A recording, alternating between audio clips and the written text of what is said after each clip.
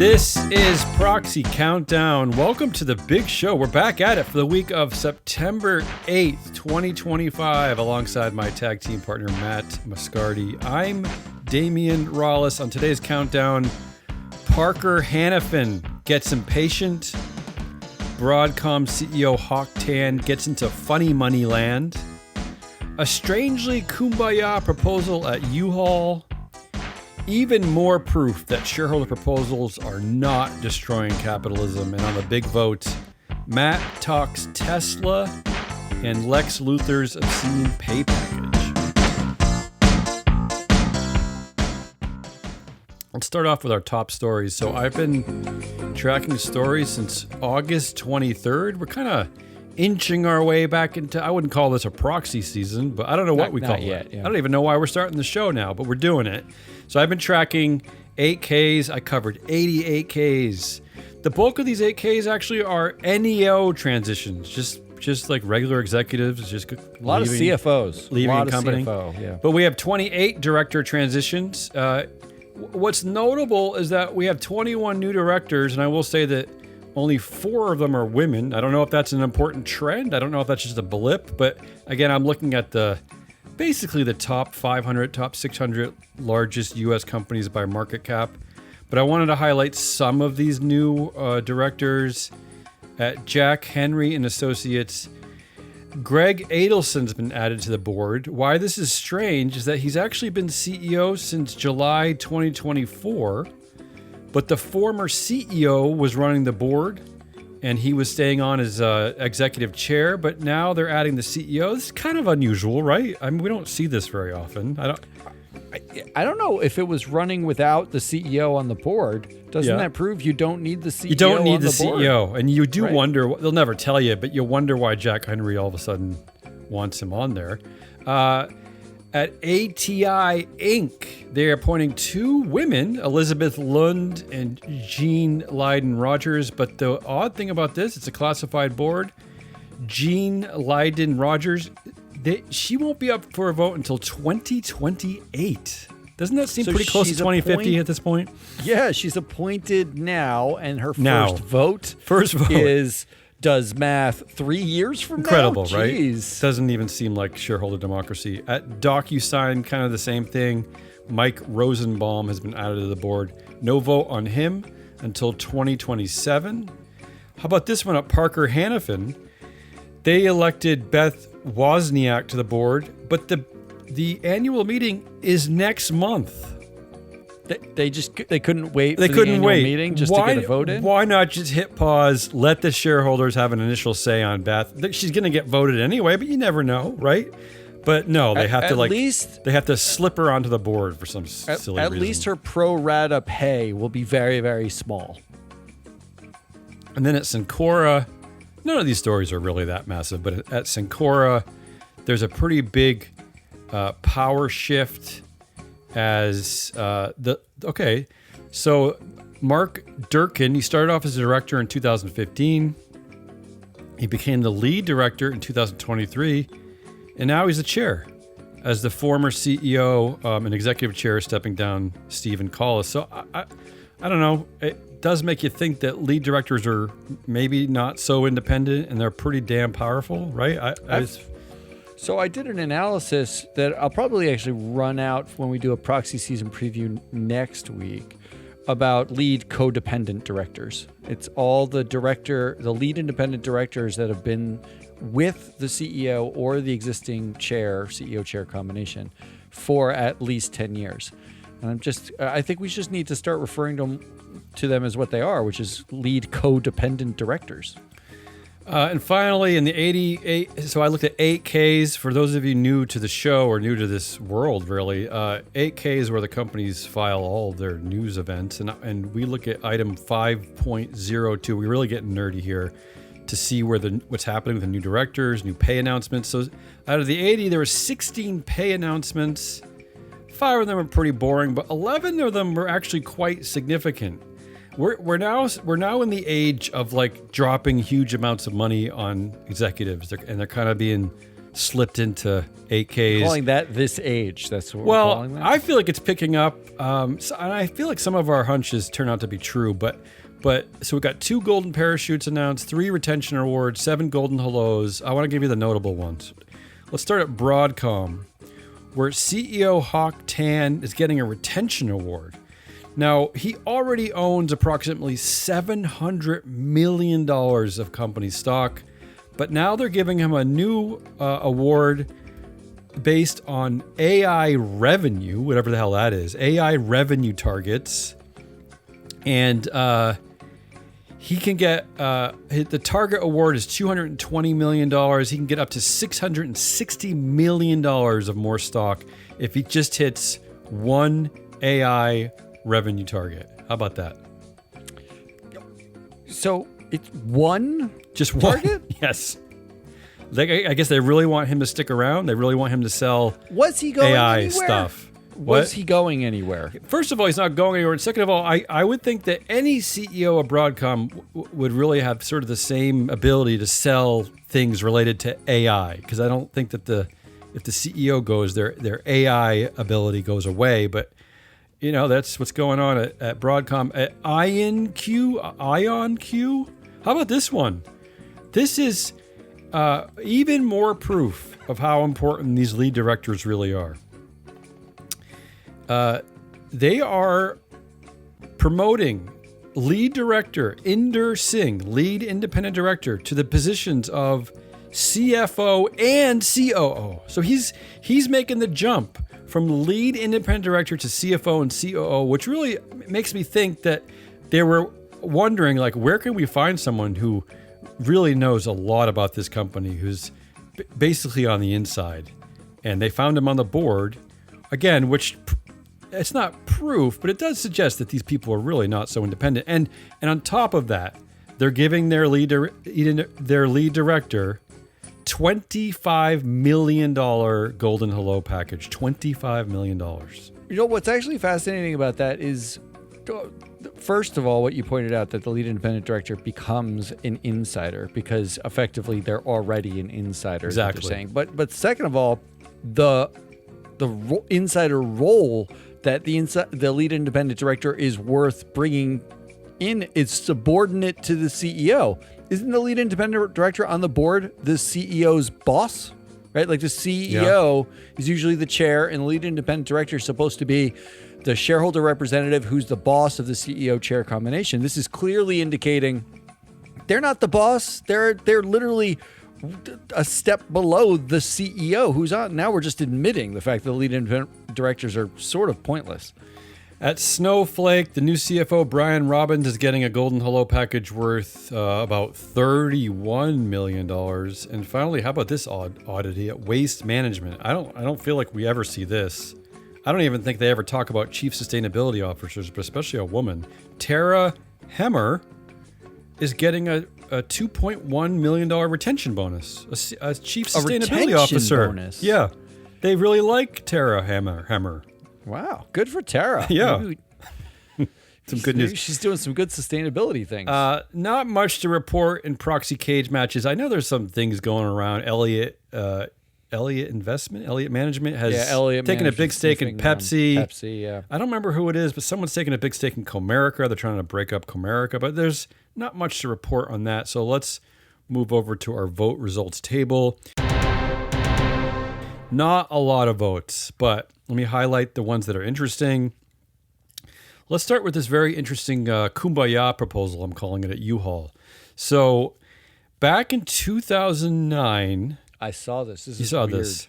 The company created a proposal that I'll quote it, that they're going to vote on annually to support the U-Haul board of directors and executive officers on their decisions for these time periods, and that they affirm that the company's headed in a positive direction due to their leadership and guidance. Basically, they ask shareholders every year to say, do you like us? Like, do you like what we're doing? Are we on the right track? Yeah, it's like a middle school note that you put in the locker. Do you like me? Check right? Yes, no. Which I'm not totally opposed to. I'm kind of liking it because of its oddity. But here's another telling part of this. At U-Haul, only 74% do like their board and management and the direction of the company. That's a pretty telling percentage. Except I don't know where you go from there. Like what? Like it's clearly not a binding vote. I don't really know what it means. But I kind of like it. I don't know. I'm confused about this one. In America, we don't see this. Often in Europe, you see votes where you vote on the whole, right? The year's efforts of the board. You're kind of giving it a big rubber stamp. But I don't know about this one. Well, the thing that's interesting about it to me, first of all, I know this was part of like post-bankruptcy, like consolidation. That makes sense. In like the early 2000s or mid 2000s. How does U-Haul go bankrupt? Isn't that like the only place to get a rental truck? It's hard to imagine. Yeah. But what's interesting about it is actually while you have a vote result that's like 74% of shares voted, basically check the "I like you" box on the on the note, right? You're okay with me. 91%, the lowest vote getting director got 91% approval. Suggesting that. What are we doing? I think that's actually a pretty big problem. I like honestly like that those ideas are not connected, that people are not paying attention in that way is odd to me, right? I mean, if 26% of shares don't like the directors, wouldn't that suggest that 26% of shares should vote against the directors? Matt, they don't like the directors. They don't like the decisions they're making. They don't think the company's headed in a positive direction due to their leadership. That's a lot. That's fairly significant. That's fairly significant. Yeah. But again, I'd like to see this everywhere. The other votes, not so interesting. Rocket Lab. There's 2 classified boards. One at Rocket Lab. Lead independent director Merlene Saintil, 18% votes against. But again, this is why I hate classified boards. Like we can't get a full picture of who they're angry at, why they're angry. Also, 20% against pay, which is pretty high. And really the same thing at RBC Bearings, another classified board. Audit Committee Chair Edward Stewart gets 23% against. Pay gets about 20% against. So, whatever. I wonder if you're in a classified board, when you're up for election, you're just like, it's my turn to get 20% votes against. I would think you'd be a little extra anxious that year too, right? Because you get to coast for the next 2 years after that, next 3 years, right? I mean, it builds up suspense for 1 year, and then for 2.5 years, you basically don't think. All I could think about is when you had to give class presentations in like 7th grade, and you finally call your name, you finally get up there, you do it, and you give your 20-minute presentation, and then when you sit down, it's like everything is gravy, like nothing matters. It's the feeling of bliss. You are done. And it feels beautiful. Yeah. And well, if you knew, like these directors know, that there was a 0.2% chance that they would get an F, or like then I didn't know that as better. a student. Yeah. Yeah. And finally, at Casey's General Stores, a company that I don't know why, but we've been talking about recently, at least off air. 99% of the votes yes for director. Average of 99% support at Casey's General Stores. Well, they didn't have a vote there that said, "Do you like us?" They just had the vote for the directors, so it's hard to know. And then before I hand it over to you, Matt, I looked at some of the large cap upcoming meetings for next week, if anyone is interested. And to my point earlier about whether our shareholder proposal is destroying our capitalism, I think this will answer no. Smith & Wesson has a vote. There are no shareholder proposals. AAR Corp has a vote. No shareholder proposals. Korn Ferry, none. ConAgra Brands, it's a big company, a lot going on there. They don't have any shareholder proposals. And finally, Take-Two Interactive Software, nothing. No proposals. The only one was Darden Restaurants. Only one. Disclose measurable targets for reducing its greenhouse gas emissions from the Humane Society of the United States. I guess this is the type of proposal that, according to the House, the U.S. House is now deliberating over this, thinks is destroying America. This one from the Humane Society. Well, I, for one, am excited destroying for them capitalism. to get a 15% for vote and lose, but celebrate. 15 is actually an overstatement of what that vote will get. I'm just excited for that, yeah. So that's it. That's the big vote. I'm going to hand it over to you, Matt. What are you covering today? So today we got to talk about Tesla. Oh boy. Tesla's proxy, the pre-proxy came out. Not even the proxy, the pre-proxy. Which took them about, what, 18 months? How long did that We're proxy late take? on it, and no one cares. In fact, Yeah. the only recourse it has, if you're a company within 13 months, you have to basically every state has the same rule, and all the listing agents have the same rule. Within 13 months, you're supposed to hold your annual meeting. If you're a shareholder and a company hasn't held their annual meeting, you can yell at the company, you can sue them, and the result of the lawsuit is they have to hold the annual meeting. That's it. There's no other recourse except getting them to hold it. So this, I think it's like 16 or 17 months in the making. They put out their proxy, the pre-proxy. Their meeting is happening in early November. So we still have time on it. But this proxy it is a 330-page proxy. Wow. There is so much in this that they are jamming down shareholders' throats, and so much to figure out that I thought we'd actually start to chip away at it here. Okay, go ahead.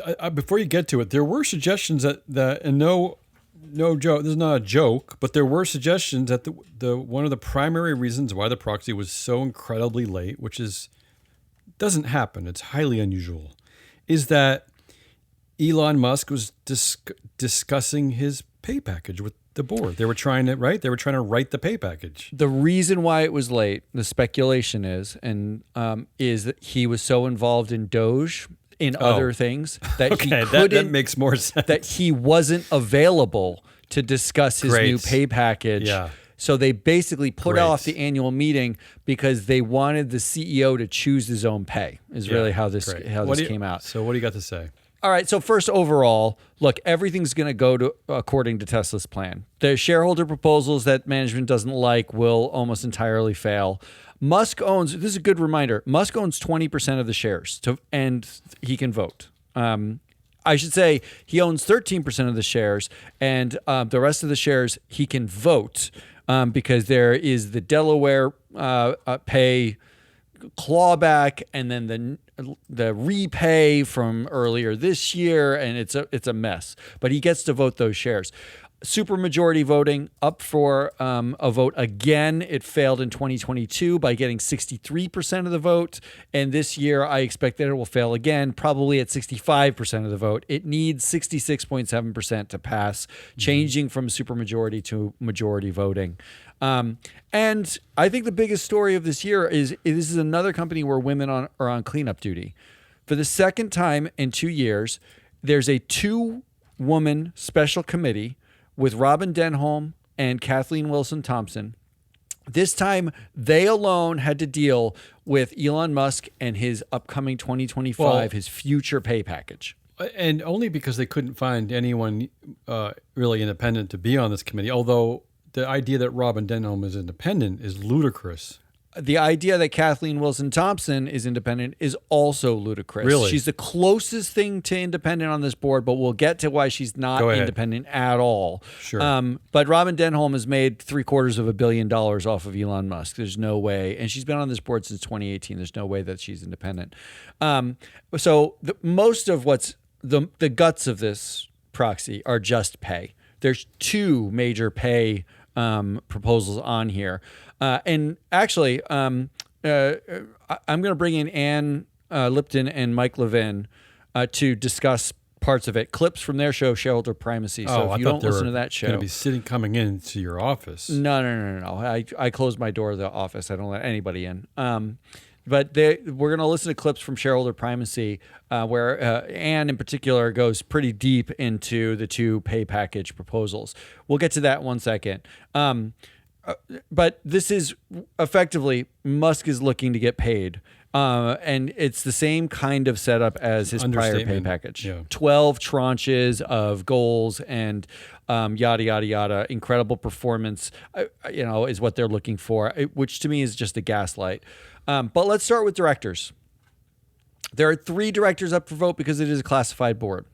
The directors up for vote are Ira Renpris, who's been on the board since 2007. He's the comp chair, the nom chair, and he wasn't on the special committee as the comp chair. In fact, having a compensation committee is a joke at this company. Well, it's supposed to because be independent. There's supposed to be 3 independent members on the board. when one of the directors has to recuse themselves from the comp committee because the comp chair has to effectively recuse himself from making comp decisions about the CEO. That doesn't make any sense. Because he's independent according to listing rules, but not independent according to any other standard. This is a charade. I mean, right? It's a joke. It's a problem, right? Musk joined the board of Tesla, but bought the company, joined the board of Tesla in 2006. Renpris was an early investor. In fact, he's a Musk hanger-on. He's invested, him individually at his company is invested in SpaceX, Tesla, XAI, The Boring Company, which no one's invested in, and Solar City. Yeah. The only thing he hasn't invested in on their website is Neuralink. There's no way Ira Renpris says no to Elon Musk. This is a controlled company, and the filing should state it as such that this. Yes, right? correct. I mean, it should qualify as a controlled company, meaning that Elon Musk controls the company, the level of influence he has over these directors is incredible. Off the charts. Another director up for vote is Joe Gebbia. Joe Gebbia, 2022. Yes.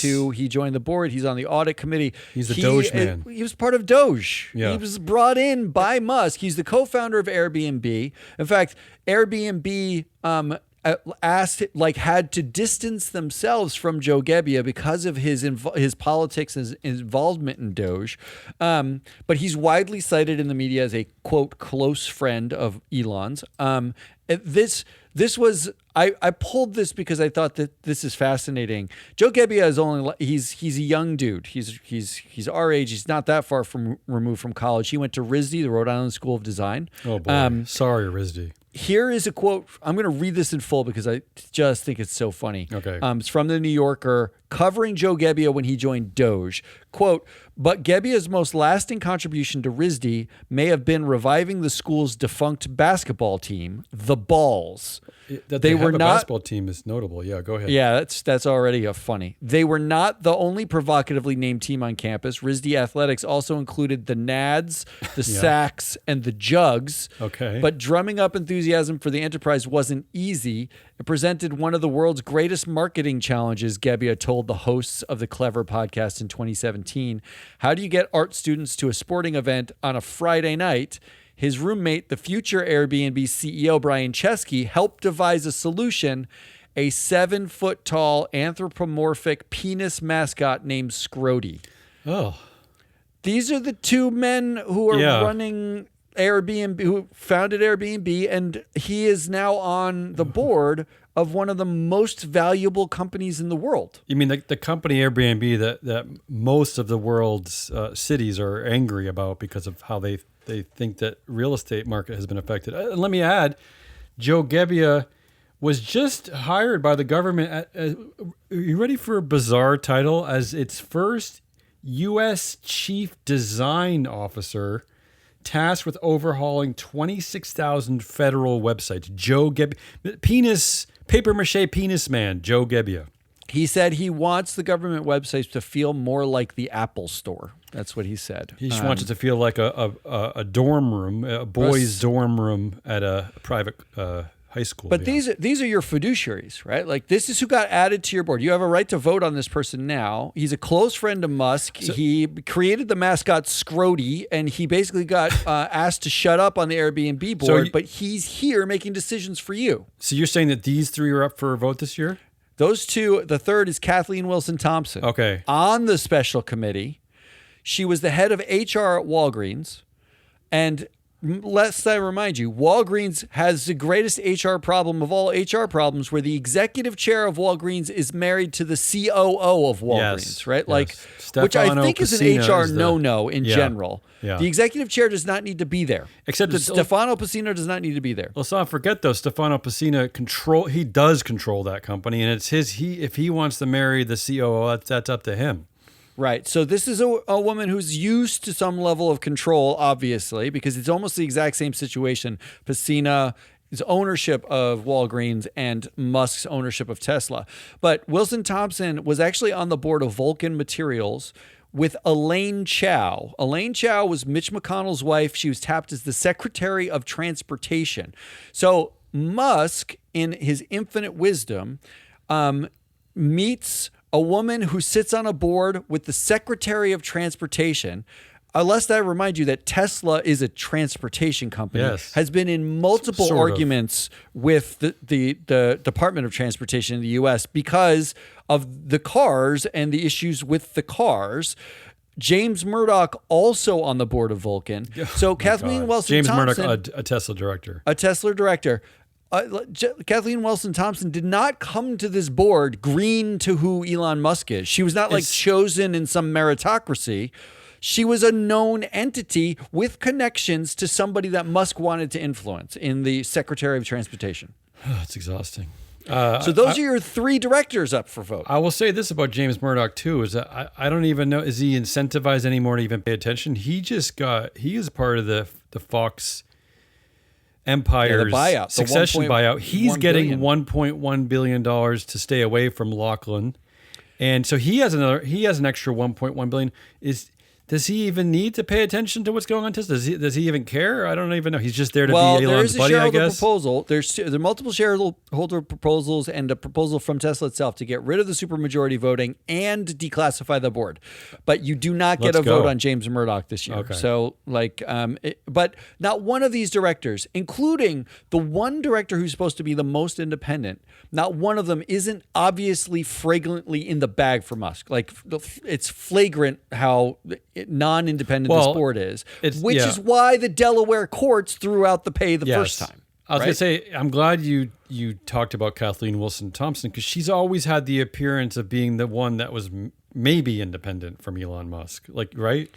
Maybe. She was the only one that was maybe okay. And she's also made a tremendous amount of money off of Tesla during the meme stock craze in 2020, where all these directors basically became, 100 millionaires each. So when it comes to directors, this is an easy vote. You vote no on everybody. There's no reason why a single one of these people actually represents your fiduciary interests over Musk's. How much do we need to coddle the CEO in order to get them to do their job? Does everyone around the CEO need to be their best friend? And you need to pay them $1 trillion, which gets us to pay. Okay. So there are 2 big pay items. 2? There are 2. The first, so in August, they basically announced that they were going to give Musk a whole bunch of shares to make up for Delaware. And if Delaware was voted down, if effectively it came out that Delaware got tossed and Musk gets his shares back, they would cancel the new shares they gave him. Or if Delaware is upheld, they'll give him the same shares through the shares that they gave him in August. Those shares that they gave him in August, in order to avoid a vote from NASDAQ, they actually had to use the employee share plan. But I'm going to let Ann Lipton and Mike Levin actually explain it here, because they're going to do a better job than I will at explaining it. So here's Ann and Mike. This takes us to what I think at the meeting is going to be the main event, which is the 2 proposals pertaining to Musk's comp. Yeah. And now one of them amends the This earlier 2019 pay yeah, plan, so, like, and we then the talked other about- one's new. Let's talk about this. All right. Yeah, we talked about this in our previous, when we talked about the Tesla thing, like our last Tesla product, we talked about this. So Yeah. remember, so what happened was they had, in 2018, they gave him this big, massive grant, the one that Delaware rescinded. Yes. In 2019, they created a new employee compensation plan, a normal one that would just give stock to employees, as part of their compensation, that explicitly said they didn't expect it to apply to Elon Musk. The reason it wouldn't apply to Elon Musk was because he had just gotten the 2018 Just gotten the grant. one in the year before, right? Right. And there was some maximum amount that they could dole out under this 2019 plan. Now, that 2019 plan had to be approved by shareholders in 2019. And the reason it had to be approved by shareholders was even though normally compensation decisions are board decisions, you don't need shareholder approval, it actually legally needed shareholder approval because the NASDAQ has a requirement that any comp plans that include equity have to be approved by shareholders. Okay. So they had it approved by shareholders in 2019. Fast forward to 2025, they decide they want to make sure that Elon Musk gets his payback if the Delaware Supreme Court agrees with McCormick that it should be rescinded. Right. So they use. So if they lose the Tornetta exactly. case, basically. Exactly. Yeah. So they decide. So they decide to award Elon Musk shares under the 2019 plan because that way it doesn't need a shareholder vote because the 2019 plan was already approved by shareholders in 2019. So they could avoid a shareholder vote by saying, oh, this isn't a new equity plan. This is the old plan. We're just using it for Elon Musk. Even though at the time they said it wasn't going to be used for Elon Musk. And they handed him 96 million shares in August. And one of the things we said about it was because they used the pre-existing plan, they didn't have to get a vote under NASDAQ rules. And they don't need to worry about anything to do with like fiduciary lawsuits in Texas because they passed this 3% That's why they bylaw. live in Texas. Exactly. So he gets 96 million shares. Fast forward to today. 96 million is not enough to make up for all that he'll lose if he loses Tornetta. So they are asking shareholders to amend the 2019 plan to allow them to give Elon Musk even more shares in case he loses in Tornetta to make up for all that he lost in Tornetta if he loses. And they are also amending it because they gave him so many shares earlier this summer that there's nothing left for the employees. Oh, they ran out of shares in the plan. Which just shows you it was never intended to be used for Elon Musk. They ran out of shares to give the other employees, so they're asking shareholders to vote to expand the plan so that other employees can finally get the stock that they plan to give them. Okay, so summarizing this, it's pretty simple. They paid Elon in August using all the shares that they reserved for employees, despite the fact, in order to avoid a NASDAQ vote, despite the fact that they said they wouldn't.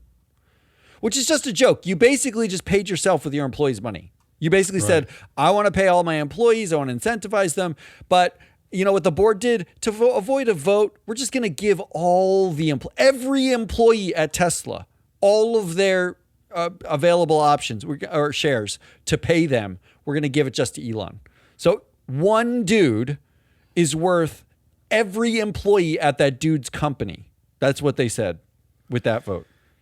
And they pinky swore now because the way this vote is set up is they are basically expanding the share pool. They need you to vote on a bigger share pool so they can pay their employees again. But they needed to add more to Elon Musk. And then after they give it to Musk, after they give some more to Musk to make him Delaware whole, they pinky swear they won't ever do this again. And this is the quote from the actual proxy. Quote, the board commits to shareholders that in making Mr. Musk whole with any potential Musk awards, no material additional benefit will be provided to Mr. Musk. Sure. Okay. They commit to that. Yeah. You know, I'm pretty sure they've already broken every commitment. I mean, I know this show was really not about looking at some of the moral and ethical questions involving like a single person getting all this money. It's not what this show is about. But there is a report out of CNBC yesterday. Most of Elon Musk's fortune now comes from his private companies. So the whole thing is just so mind-boggling on so many levels that Tesla feels it. I don't even, the Tesla board, there's smoke coming out of my ears. Well, let's get to the new pay package. Are you ready for the new pay package? I don't understand how shareholders would even believe that they have an understanding of what incentivizes this man anymore. He clearly doesn't need more money. He's getting money from all his other companies. Why do they think this even matters? Why do they think that he's even going to pay attention to this company? I just don't understand any of it, honestly. He needs a public piggy bank. He needs but still, shares he can make as collateral. But still, according to the CNBC, the valuations of all of his other private companies are largely proportional of his net worth now. So I'm just saying he doesn't need Tesla. But anyway, well, those go are ahead. just valuations, right? He can't access that money. He needs a way to access it. Okay, Tesla is the piggy bank. Fair point. But here's Ann and Mike talking about his new money, because while that was to make him whole, he also is going to get new money. So here they are talking about that. So as the only reason they need to have a shareholder vote, and they're being pretty clear about it, the only reason that they're having a shareholder vote is because they're admitting it's a new compensation package. It's a new compensation package for Elon Musk, and therefore under NASDAQ rules, they have to have it approved by shareholders. But here's the thing. There are two things about this that are just fantastic. So first, they're giving him shares, not options, shares.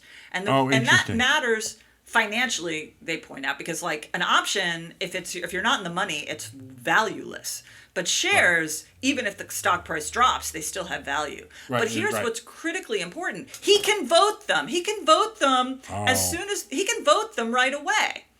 And they're doing it, they calculated it out so that they give him shares that'll give him 25% of the company, which is what he's always demanded. It'll turn out to be 25% of the vote if he gets them. But it gets better.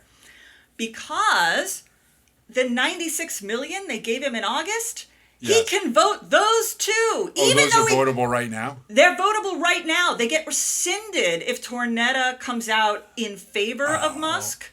But he has them right now, and he can vote them right now, which means it lifts his voting power from 13% to 16%.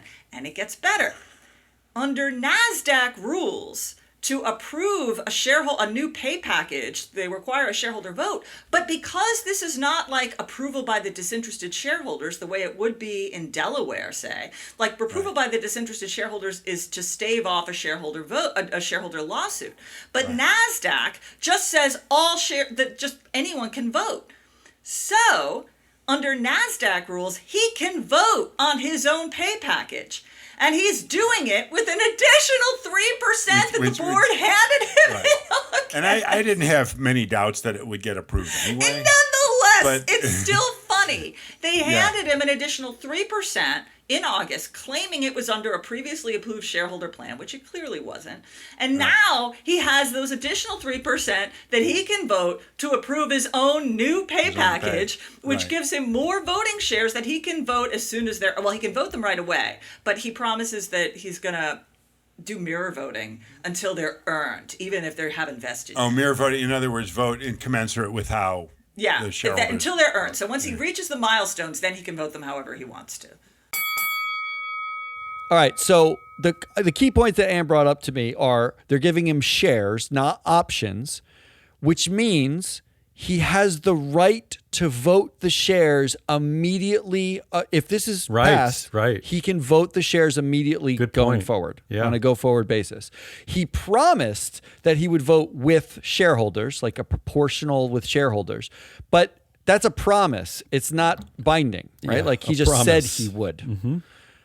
So he's already, and the second point that she made, which is actually the first thing that she said, was he's already voting on his own pay because the employee shares that they gave him have voting rights now. So he is voting about 20% of the shares of Tesla. He can vote on his own pay package to give himself trillions of dollars. It's really hard to sort of scope this because it's so big. It's outlandish. It's so outlandish. The tranches of pay are market cap based with 1% of shares granted for each cap and operationally based. They need a cap goal and an operational goal. The operational goals are about product deliveries and earnings. However, here is like the catch with the operational goals. The operational goals allow for board discretion in deciding when they were met. So they set all these numbers, and then they say there's board discretion here. So if there's extenuating circumstances that the board determines are extenuating, they can say he met the goal if he was close enough or if they decide he met a goal. They ratify whether he met the goal, there's not like a third-party auditor that comes in and says he met the goal. So really we're just talking about market cap. Yeah. Like that's all we're really talking about. And it's not about the pay at all because he already has effectively right now 20% of the shares. If the company hits the market, the 12th tranche of the worth $8.5 trillion, his net worth is $2.7 trillion. $2.7 trillion with one dude. If he doesn't get this pay award, his net worth is $1.7 trillion if he hits all the same goals. Wow. So you're telling me that Elon Musk needs an extra $1 trillion to pay attention. He needs more $1 trillion. Again, I don't want to weigh into moral and ethical questions. Why doesn't the board at Tesla just commit harikari and give them all of their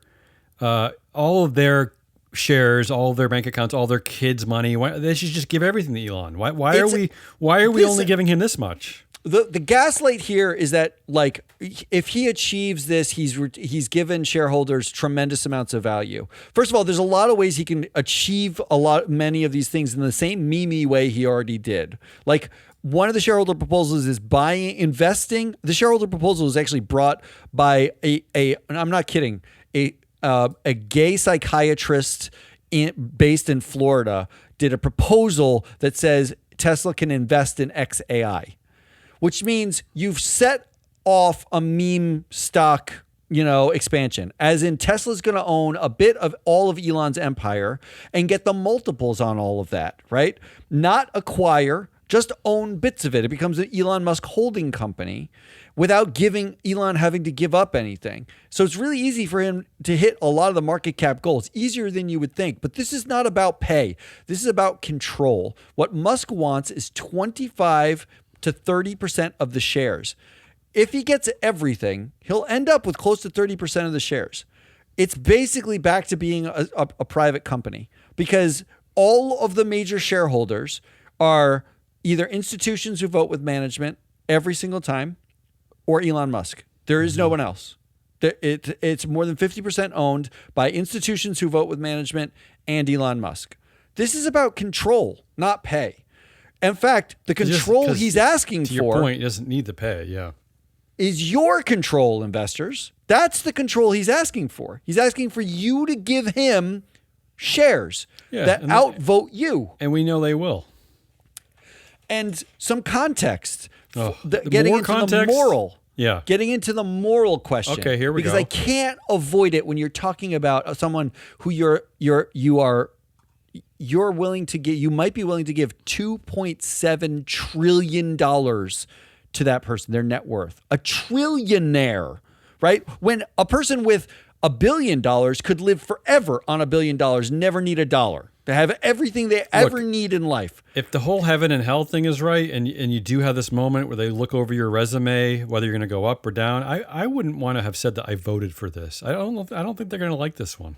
Appealing to people's capitalist morals is hard, but we are saying if we approve this and he hits these goals, even if he hits it legitimately or as memes, we are saying that he is worth 5% of U.S. GDP. We are saying that he's worth the entire output of Canada, Italy, Brazil, Spain, Russia, or Korea. Any one of them. Mm-hmm. There are 213 million people in Brazil that he'd be worth all of Brazil, and that's a pay ratio of 213 million to 1. That's how much he got paid. This is sick. It would be the income of 2.6% of the global population. Oh my God. Is what what you're paying him. 68% of all the wealth of the bottom 50% of the U.S., or 1/4 of everyone under the age of 40. So 166 million people in the U.S., he would be worth a quarter of all of them. I think you're saying it's a shit ton of money. It is.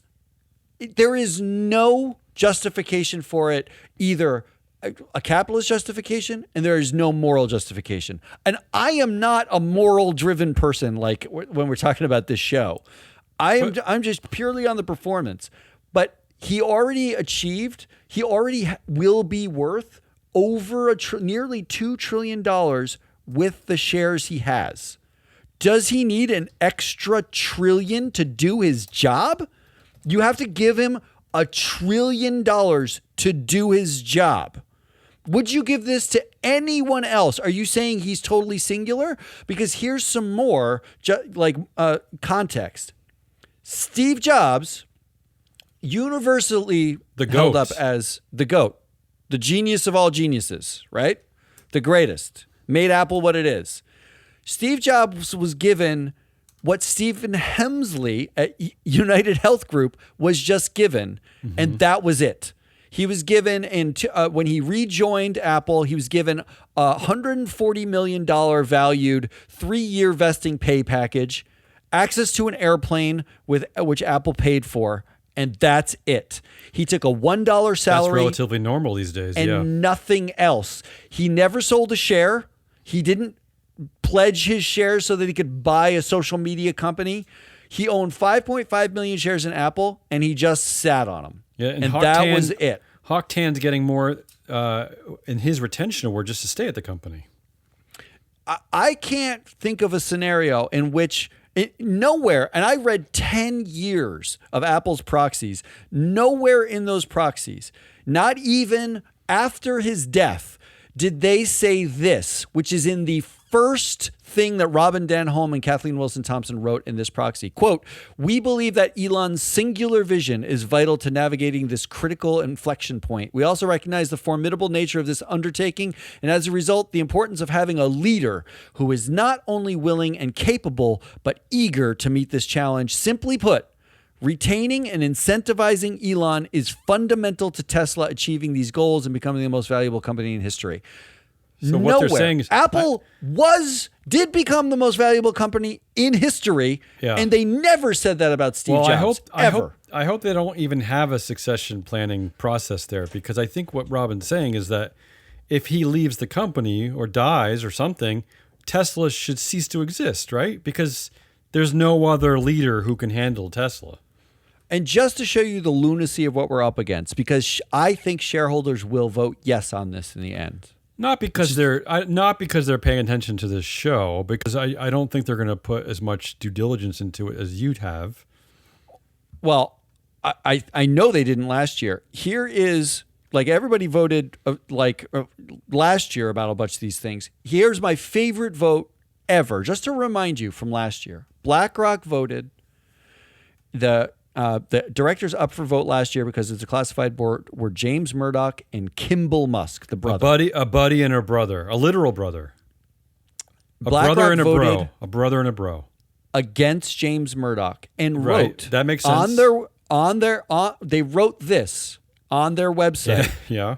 The justification was, it says, quote, "rationale, as nomination committee member responsible for lack of independence." Sure. I agree with Then that. they voted yes for Kimball Musk. There you go. Right.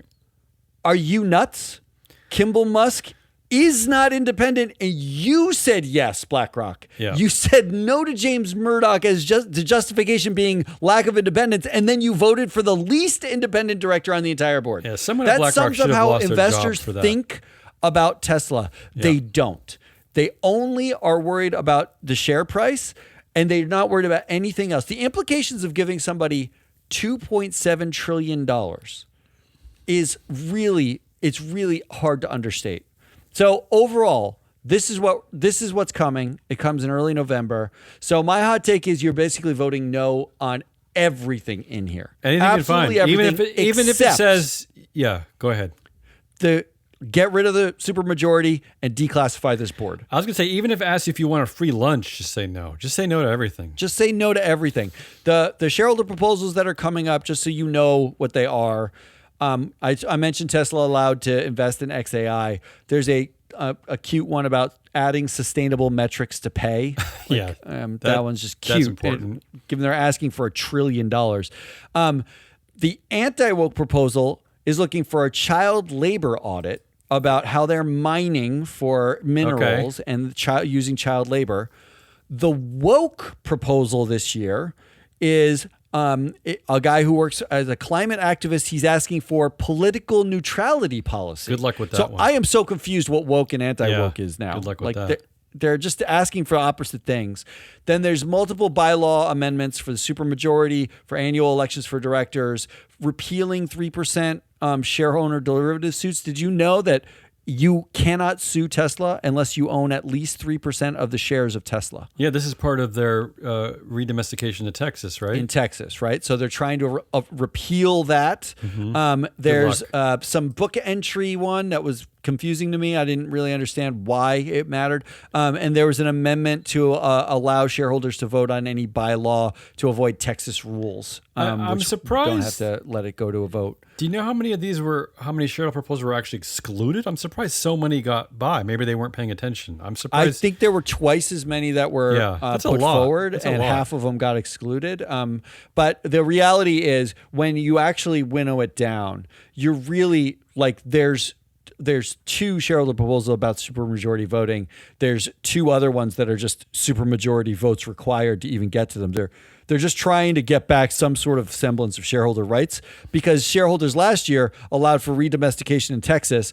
Tesla immediately made it difficult for shareholders to do anything because of Texas. And now shareholders are begging, can we get some rights back? We let you go to Texas. Can we get some rights back? Shareholders have no one but themselves to blame for all of this. How about, But that's where it is. I say you vote no on pretty much everything in this entire thing, except for declassify the board, supermajority voting. How about a shareholder proposal asking about why they can't sell cars? Like what's the problem? Somewhere in there is selling. Like, a car, why are I you think. sucking so much at doing selling, at doing what you do? Yeah, that proposal didn't come up. No. Well, it wasn't very eloquently stated. That's why. You have anything else? Because that's a lot. That's too much. That's too much. We don't. And for those of you who join this show, the Proxy Countdown, and want to subscribe, they're not always going to be this long. We'll get to the point a little bit. But the Tesla, that pay proposal to Elon Musk is extraordinary in several different ways. So I think it deserved the time you spent on it. That's the Proxy Countdown for the week of September 8th, 2025. Join us next week, most likely, when we jump back into the alternative democracy pool. Forever on the lookout for shareholder shenanigans, dopey directors, scandalous CEO pay ratios. What's the pay ratio on that Elon Musk? Is it like you said? It's like Brazil to 1. Is that the pay ratio? Yeah, it's all of Brazil. And wayward band-aids. That's the show.